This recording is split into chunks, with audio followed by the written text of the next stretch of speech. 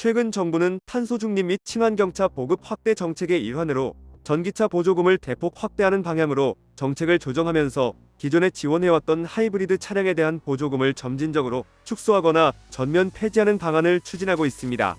이 같은 정책 변화는 2030년까지 내연기관차 판매 중단, 전기차 중심의 친환경차 보급 확대라는 정부의 장기 계획에 부합하는 조치로 해석되고 있으나 하이브리드 차가 전기차와 내연기관차 사이의 중간 가교 역할을 해왔다는 점에서 시장과 소비자의 혼란과 우려도 함께 커지고 있습니다. 하이브리드 차는 전기 모터와 내연기관을 함께 사용하는 구조로 전기차에 비해 충전 인프라 부담이 없고 장거리 주행에 강점이 있어 아직 전기차 인프라가 충분치 않은 지방이나 출퇴근 거리 긴 소비자에게 실용적인 대안으로 여겨져 왔습니다. 그러나 정부의 보조금 축소 계획에 따라 2024년부터 점차 지원금이 줄어들기 시작해 2026년에는 완전 폐지될 가능성도 제기되고 있습니다. 이로 인해 하이브리드 차의 가격 경쟁력 하락이 불가피해지며 소비자들의 구매 심리가 위축될 가능성이 큽니다. 정부 관계자는 친환경차 보급 확대를 위해 한정된 예산을 전기차에 집중 투자하는 것이 효율적이라며 하이브리드 차 보조금 축소는 전기차 전환 가속화를 위한 불가피한 선택이라고 설명했습니다. 하지만 시장에서는 이 같은 일방적인 보조금 정책 변화가 소비자 선택권을 제한하고 친환경차 전환의 부작용을 초래할 수 있다는 지적도 나오고 있습니다. 하이브리드 차량을 선호하는 소비자들은 이번 보조금 축소 소식에 강한 불만과 실망을 나타내고 있습니다. 전기차 충전 인프라가 아직 충분하지 않은 지역 주민이나 출퇴근 거리가 긴 소비자들은 하이브리드 차가 여전히 합리적인 선택지라고 보고 있기 때문입니다. 특히 하이브리드 차는 내연기관 차량 대비 연비 효율이 높아 연료비 절감과 환경보호 두 마리 토끼를 잡을 수 있는 실용적인 대안으로 인식되어 왔습니다. 서울에 거주하는 한 직장인은 충전소가 가까이 있지 않아 전기차 구매가 망설여졌는데 하이브리드 차는 부담 없이 타기에 좋았다며 보조금이 줄면 가격이 오를 텐데 그러면 차라리 내연기관차를 유지할까 고민하게 된다고 말했습니다. 지방 거주자 역시 전기차 충전소가 많지 않은 곳에서는 하이브리드 차가 유일한 친환경 선택지라며 정부가 보조금을 줄이면 오히려 친환경차 보급을 저해할 수 있다고 우려를 표했습니다. 시장 전문가들도 하이브리드 차 보조금 축소가 단기적으로는 정부의 전기차 보급 확대 목표를 돕는 것처럼 보이지만 장기적으로는 친환경차 전환 속도를 저해할 위험이 크다고 분석합니다.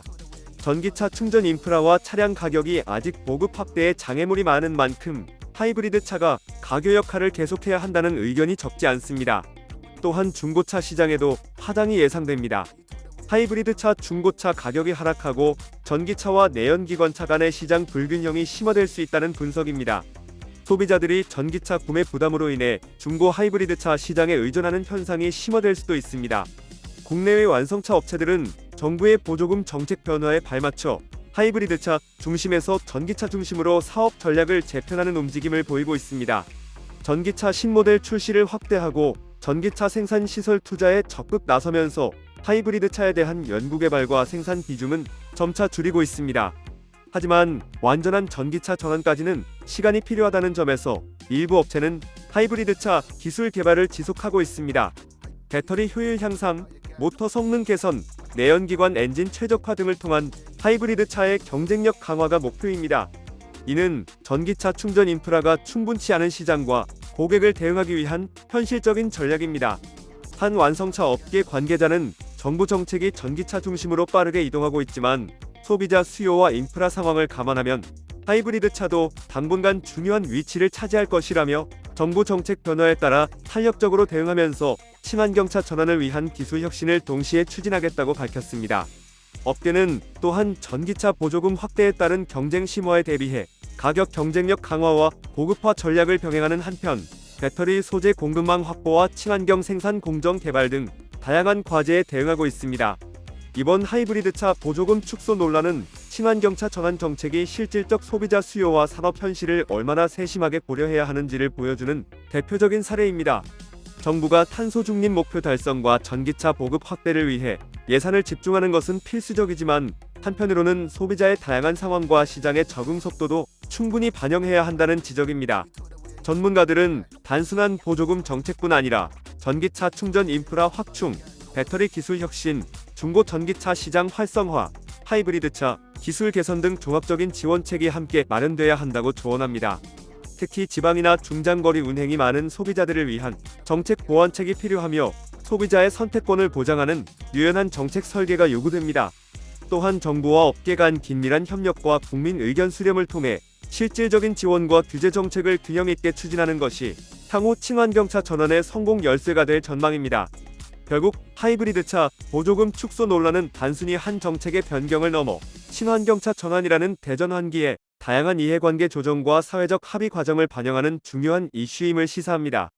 구독과 좋아요 그리고 알림 설정하셔서 매주 자동차에 대한 다양한 설명 들어보시고 설명 영상뿐만 아니라 화물차 계약 영상, 매매 영상 다양하게 있으며 디젤 트럭 어플을 통해 화물차 영업용 번호판 최고가 견적 실시간으로 받을 수 있으니 많은 관심 부탁드립니다.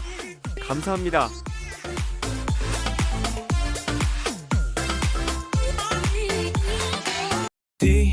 디지털 턱 중고 트럭은 디지털 턱 노란 넘버는 디지털 턱 주소 면허는 디지털 턱 트럭 상담은 디지털 턱 상담 문의는 1644 9779 상담 문의는 1644 9779